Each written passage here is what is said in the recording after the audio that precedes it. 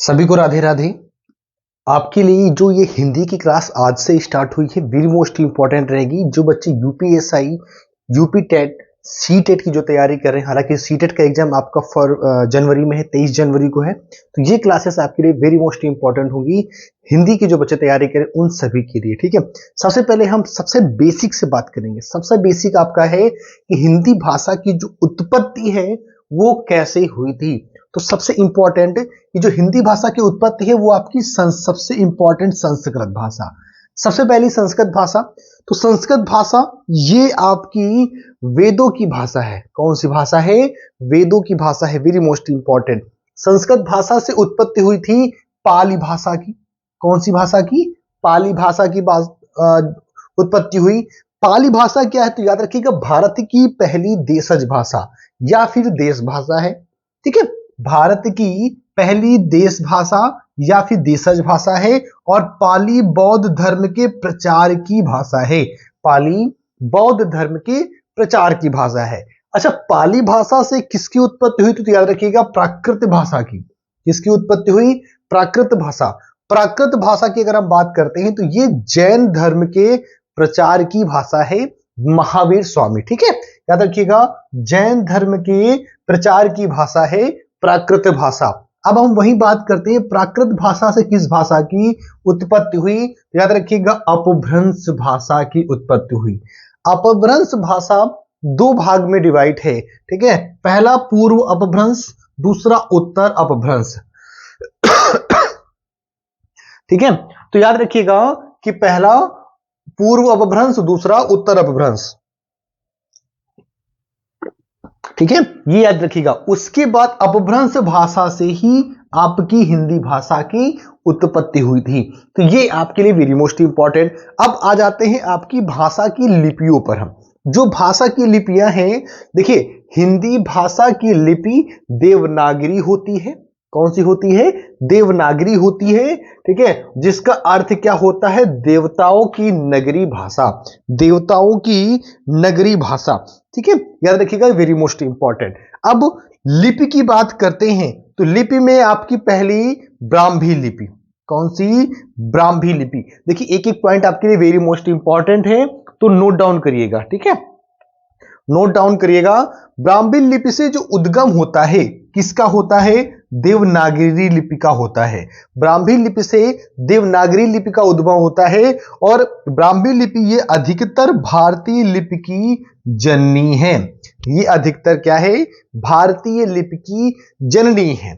इससे उद्गम हुआ किसका? ठीक है, तो याद रखिएगा, देवनागरी लिपि का। देवनागरी लिपि में अगर हम बात करते हैं तो सबसे पहला पॉइंट है कि यह हिंदी भाषा की लिपि है। आपकी भाषा देवनागरी लिपि है, ठीक है। वहीं दूसरा, यह लिपि बाएं से दाएं लिखी जाती है। हम देखो ऐसे लिख रहे हैं ना, यह लिपि बाएं से दाएं की ओर लिखी जाती है।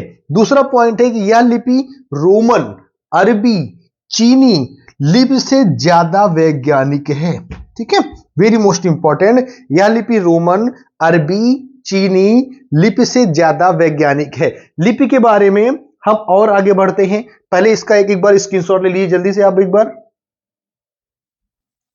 ठीक है। तो आगे बात करते हैं अन्य भाषाओं की जो लिपियां हैं। अन्य भाषाओं की लिपियों में अगर हम बात करते हैं तो ये वेरी मोस्ट इंपॉर्टेंट है, क्योंकि हर देश की अलग अलग भाषा होती है तो वहां की लिपि भी अलग होगी। हर देश के अलावा अपने इंडिया में, अपने भारत में, जैसे पंजाबी हो गया, उर्दू हो गया, ठीक है, तो कई सारे धर्म हैं, उसी प्रकार फिर यहाँ पे लैंग्वेज लिपि डिवाइड हो जाती हैं। जैसे अंग्रेजी भाषा की जो लिपि है वो है रोमन लिपि। कैसी है? रोमन लिपि है, याद रखिएगा। वहीं पर जो हमारी उर्दू भाषा है, उर्दू भाषा की जितने भी हमारे मुस्लिम भाई बहन हैं, उनकी जो उर्दू लैंग्वेज होती है वो फारसी अरबी लिपि है। कैसी है? फारसी अरबी लिपि। हम लोग बाएं से दाएं लिखते हैं, वो लोग दाएं से बाएं लिखी जाती है। देखिए, दाएं से बाएं लिखी जाती है और इसको नस्तालीक लिपि भी कहते हैं, ठीक है। तो वेरी मोस्ट इंपॉर्टेंट, ये वेरी मोस्ट इंपॉर्टेंट, ठीक है। चलिए आगे बात करते हैं। पंजाबी भाषा की लिपि कौन सी है? पंजाबी भाषा की जो लिपि है वो है गुरुमुखी, ठीक है, गुरुमुखी लिपि है। वेरी मोस्ट इंपॉर्टेंट कि जो पंजाबी भाषा की लिपि है वो आपकी गुरमुखी लिपि है।